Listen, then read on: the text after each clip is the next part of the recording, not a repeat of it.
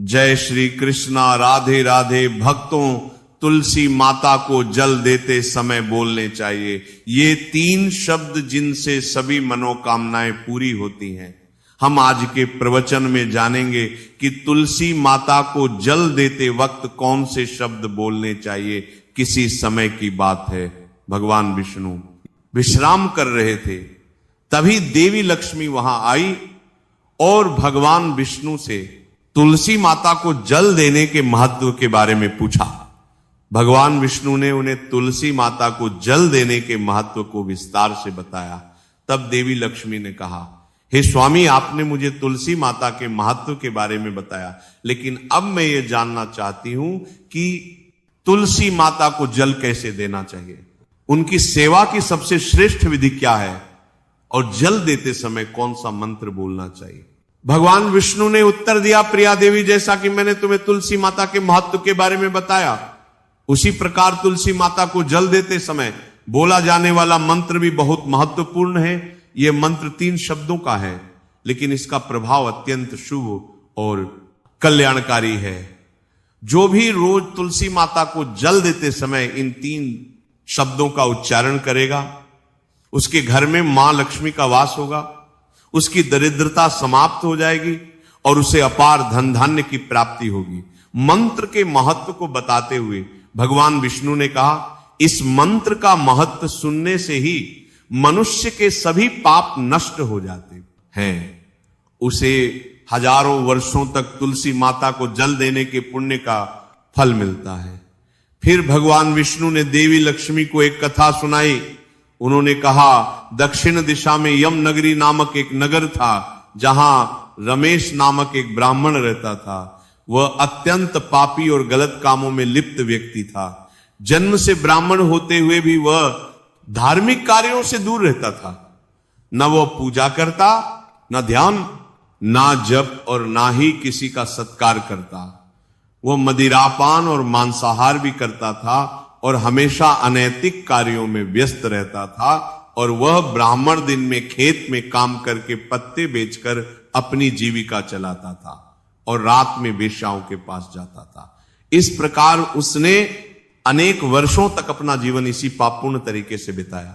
फिर एक दिन वह दुर्बुद्धि ब्राह्मण पत्ते इकट्ठा करने के लिए एक शिष्य की वाटिका में पहुंचा और पत्ते तोड़ने लगा।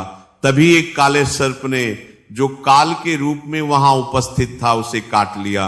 उसी समय उसकी मृत्यु हो गई। उसकी मृत्यु के तुरंत बाद यमराज के दूत वहां प्रकट हुए और उसकी आत्मा को लेने के लिए आए। वे उसे यमलोक ले जाने लगे। मार्ग में वह ब्राह्मण यमदूतों के सामने रोने और विलाप करने लगा। उसने कहा, हे दूतों, मुझे कहां ले जा रहे हो? मुझे छोड़ दो, मेरे प्राण बचा लो। लेकिन यमदूत बोले, अरे पापी ब्राह्मण, तेरे दुष्कर्मों के कारण तुझे ये दंड मिला है। अब यमराज तुझे घोर नरक में डालेंगे। यमलोक पहुंचने पर चित्रगुप्त ने उस ब्राह्मण का पूरा लेखा जोखा प्रस्तुत किया। उन्होंने कहा है, धर्मराज, इस ब्राह्मण ने अपने पूरे जीवन में केवल पाप किए हैं, इसने कभी कोई पुण्य कार्य नहीं किया। धर्मराज ने दूतों से कहा, हे दूतों, इस घोर पापी ब्राह्मण को नरक में डाल दो, इसे अपने कर्मों का फल भोगना होगा। यमदूत उसे ब्राह्मण को नरक में ले गए और उसे भयंकर अग्नि में धकेल दिया। वह कई वर्षों तक नरक की यातनाएं सहता रहा। इसके बाद उसे अगले जन्म में बैल के रूप में जन्म मिला। बैल का शरीर पाकर उसने भारी बोझ उठाने का कार्य किया। उसका मालिक उससे दिन रात काम करवाता था। जब उसकी शक्ति समाप्त होने लगी तो मालिक ने उसे एक लंगड़े आदमी को बेच दिया। वह लंगड़ा आदमी उस बैल का उपयोग अपने बोझ उठाने के लिए करता था। बैल ने 8 वर्षों तक उसकी सेवा की। फिर एक दिन वो बैल लंगड़े आदमी को लेकर एक ऊंचे पर्वत पर चढ़ा। अधिक परिश्रम और थकान के कारण वह बैल मूर्छित होकर गिर पड़ा और अंतिम सांसें लेने लगा। वहां खड़े लोगों को उस बैल पर दया आ गई। उन्होंने उसके मुख में पानी डालने का प्रयास किया। उसी वे में एक पुण्यात्मा व्यक्ति भी था। उसने अपने पुण्य का थोड़ा भाग उस बैल को दे दिया। इसे देखकर अन्य लोगों ने भी अपने अपने पुण्य उसे देना शुरू कर दिया। उसी वे में एक वेश्या भी की थी। सभी अपना पुण्य उस बैल को देकर उसका उद्धार करने का प्रयास कर रहे थे। ये देखकर उस वेश्या ने भी अपना पुण्य उस बैल को दे दिया। कुछ देर बाद उस बैल की मृत्यु हो गई। फिर उस स्थान पर यमदूत आए और उस बैल के शरीर से उस ब्राह्मण की आत्मा को निकालकर यमलोक ले गए। यमलोक पहुंचने पर उसे यमदेव के सामने प्रस्तुत किया गया। चित्रगुप्त ने जब उसका लेखा जोखा देखा तो वे चकित रह गए। वेश्या के द्वारा दिए गए पुण्य के कारण उसके सभी जन्मों के पाप नष्ट हो चुके थे। यमदेव ने कहा, हे ब्राह्मण, उस वेश्या ने तुझे अपना पुण्य देकर तुझ पर बड़ा उपकार किया है। उसी के पुण्य के प्रभाव से तुम्हारे सभी पाप नष्ट हो गए, इसीलिए अब तुम्हें फिर से मनुष्य जन्म प्राप्त होगा। इस प्रकार वह ब्राह्मण पृथ्वी पर एक उत्तम ब्राह्मण कुल में जन्म लेता है। उस महापुण्य के प्रभाव से उसे अपने पूर्व जन्म की सारी बातें याद आने लगती हैं। जब वो बड़ा होता है तो उसे ध्यान आता है कि पिछले जन्म में जब वह बैल था तब एक वेश्या ने उसे अपना पुण्य दिया था। उसके मन में उस वेश्या के बारे में जानने की उत्सुकता जागती है। वह वेश्या का पता लगाकर उसके नगर में पहुंचता है। वहां वह वेश्या जो अब बूढ़ी हो चुकी थी उसे मिल जाती है। वह ब्राह्मण उसके सामने जाकर बार बार प्रणाम करता है और धन्यवाद देने लगता है। वेश्या उससे पूछती है, हे ब्राह्मण श्रेष्ठ, आप कौन हैं और किस कारण मुझे धन्यवाद दे रहे हैं? मैंने आपका कौन सा कार्य किया है जिसके लिए आप मुझे नमस्कार कर रहे हैं? तब ब्राह्मण कहता है, हे मां, मैं वही बैल हूं जिसे तुमने अपना पुण्य देकर जीवन दान दिया था। अपने पाप कर्मों के कारण मुझे पिछले जन्म में बैल बनना पा। उस पर्वत पर जब मैं अंतिम सांसें ले रहा था तब तुमने अपना पुण्य मुझे दे दिया था। उसी पुण्य के प्रभाव से ही आज मुझे फिर से मनुष्य जन्म मिला है और अपने पूर्व जन्म की सारी बातें याद है। किंतु हे मां, मैं यहां ये जानने आया हूं कि तुमने मुझे कौन सा पुण्य दिया था जिससे मेरे सभी पाप नष्ट हो गए। मैं उस पुण्य के बारे में जानना चाहता हूं। तब वेश्या ने कहा, हे ब्राह्मण श्रेष्ठ, मैंने तो अपने जीवन में कोई पुण्य का कार्य नहीं किया है, पर मेरे घर में एक तोता है जो पिंजरे में रहकर हमेशा कुछ बोलता रहता है, जिसे सुनकर मेरा अंतःकरण पवित्र हो गया। वही मंत्र मैंने आपको पुण्य स्वरूप दान किया। फिर वह वैश्य और ब्राह्मण उस तोते के पास गए और उससे पूछने लगे, हे सुख, तुम कौन सा मंत्र बोलते हो जिससे हमारे जीवन का उद्धार हुआ? ये मंत्र तुम्हें किसने सिखाया और इसका क्या अर्थ है? तब उस तोते ने अपने पूर्व जन्म का वृतांत सुनाना शुरू किया। वह बोला, हे ब्राह्मण श्रेष्ठ, पिछले जन्म में मैं एक ब्राह्मण था। मुझे अपने ज्ञान का बहुत घमंड था। मैंने कभी गुरुजनों का सम्मान नहीं किया, बल्कि उनका बार बार अपमान किया। अपने अहंकार के कारण मेरा स्वभाव क्रोधी और द्वेषपूर्ण हो गया।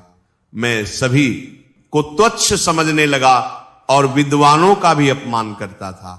कालांतर में मेरी मृत्यु हो गई और मुझे यमलोक ले जाया गया। पूज्य व्यक्तियों और गुरुजनों का अपमान करने के कारण मुझे तोते के कुल में जन्म लेना पड़ा। तोते के रूप में जन्म लेने के बाद छोटी अवस्था में ही मेरे माता पिता का साथ छूट गया। मैं अकेला पेड़ की डाल पर बैठकर रो रहा था। तभी कुछ मुनि उस मार्ग से जा रहे थे। उन्होंने मेरी दयनीय स्थिति देखी और मुझे अपने आश्रम ले आए। आश्रम में उन मुनियों ने मुझे एक सुंदर पिंजरे में रखा और मेरी देखभाल की। वे मुझे प्रतिदिन भोजन कराते और मुझसे स्नेह करते थे। उस आश्रम में वे उनकी पत्नियां और बच्चे प्रतिदिन तुलसी के पौधे को जल अर्पित करते और एक मंत्र का जाप करते थे। उनके मुख से बार बार मंत्र सुनकर मैंने उसे याद कर लिया। तब से मैं उसी मंत्र का जाप करता हूं। इस मंत्र के प्रभाव से मेरे जीवन में सकारात्मक बदलाव आने लगे। मुझे अपने कर्मों का पश्चाताप हुआ और मेरी मृत्यु भी टल गई। मेरी आयु 100 वर्ष हो गई और इतने वर्षों तक मैं जीवित रहा। एक दिन रात के समय एक चोर उस आश्रम में आया और मुझे वहां से चुरा लिया। बाद में इस वेश्या ने उस चोर से मुझे खरीद लिया। वेश्या के घर आने के बाद भी मैं वही मंत्र बोलता रहा। इस मंत्र को सुनकर इस वेश्या का अंतःकरण पवित्र हो गया। उसने अपना पुराना जीवन सोचकर भगवान विष्णु की भक्ति करनी शुरू कर दी। हे ब्राह्मण देव, इसी मंत्र के प्रभाव से मेरे और उस वेश्या के सभी पाप नष्ट हो गए। यही मंत्र आपको भी पाप मुक्त कर चुका है। इस प्रकार तोते ने उस ब्राह्मण और वेश्या को पूरा वृतांत सुना दिया। यह सुनकर ब्राह्मण और वैश्या दोनों बहुत प्रसन्न हुए। उन्होंने तय किया कि अब वे प्रतिदिन तुलसी मां को जल अर्पित करेंगे और उस मंत्र का जप करेंगे। कुछ समय बाद उस ब्राह्मण, वेश्या और तोते ने मंत्र के प्रभाव से दिव्य विमान में बैठकर विष्णु लोक की यात्रा की। भगवान विष्णु ने देवी लक्ष्मी से कहा, हे देवी, देखा आपने केवल तुलसी मां के मंत्र के प्रभाव से उस तोते, वेश्या और ब्राह्मण के सभी पाप नष्ट हो गए। इसीलिए हर व्यक्ति को प्रतिदिन तुलसी मां को जल अर्पित करते हुए इस मंत्र का जाप अवश्य करना चाहिए। वह मंत्र इस प्रकार है, ओम वृंदावनी स्वाहा, ओम वृंदावनी स्वाहा। जो स्त्री प्रतिदिन तुलसी मां के साथ माने इस मंत्र का उच्चारण करेगी वह सौभाग्यशाली बनेगी। जो पुरुष इसका जप करेगा उसे अक्षय धन की प्राप्ति होगी। जिस घर में प्रतिदिन तुलसी मां की पूजा होगी वहां लक्ष्मी जी का सदावास रहेगा। तुलसी मां का ये मंत्र फलदायी और सिद्धियों को प्रदान करने वाला है। स्त्रियों को स्नान के बाद बाल बांधकर मांग में सिंदूर लगाकर तुलसी मां को जल चढ़ाना चाहिए। साथ ही तुलसी मां की परिक्रमा करनी चाहिए। शाम के समय तुलसी मां के पास दीपक जलाने से घर में सुख समृद्धि आती है। भगवान विष्णु की पूजा तुलसी मां के बिना अधूरी है। तुलसी का एक पत्ता चढ़ाने से भगवान को उतनी प्रसन्नता मिलती है जितनी हजारों अमृत के घड़ों से नहलाने पर भी नहीं मिलती। जो भी व्यक्ति तुलसी मां का सम्मान करेगा और उनके इस मंत्र का जप करेगा, उसे ना केवल इस लोक में बल्कि परलोक में भी शुभ फल प्राप्त होगा। ऐसा फल तुलसी मां के पत्तों के दान से मिलता है। जो मृत्यु के समय अपने मुख में तुलसी के पत्तों का जल ग्रहण करता है, ऐसा व्यक्ति अपने सभी पापों से मुक्त होकर भगवान विष्णु के धाम जाता है। भगवान विष्णु कहते हैं, पूर्णिमा, अमावस्या, द्वादशी और सूर्य संक्रांति के दिन मध्याह्न काल, रात्रि और अशोच के समय तेल लगाकर बिना स्नान किए अथवा बिना हाथ पैर धोए रात्रि के वस्त्र पहनकर तुलसी के पत्ते तोड़ना महापाप होता है। श्राद्ध, व्रत, दान, प्रतिष्ठा और देव पूजा के लिए तोड़े गए तुलसी के पत्ते 3 रात तक पवित्र रहते हैं। तुलसी के पत्तों को बिना नष्ट किए उसके अग्रभाग को तोड़ना चाहिए। तुलसी की मंजरी जो सभी फूलों से श्रेष्ठ मानी जाती है, इसे उसे तोड़ते समय पत्तियों का होना आवश्यक है। पौधे को बिना हिलाए केवल अग्रभाग को तोड़ना चाहिए ताकि पूजा का फल और बल तुलसी के पत्तों को कभी नाखून से नहीं तोड़ना चाहिए, क्योंकि इससे पाप लगता है। रात्रि के समय तुलसी के पौधे को छूना या उसके पत्ते तोड़ना अशुभ माना जाता है, क्योंकि रात्रि में वह निद्रावस्था में होती है। गुरुवार को तुलसी के पौधे में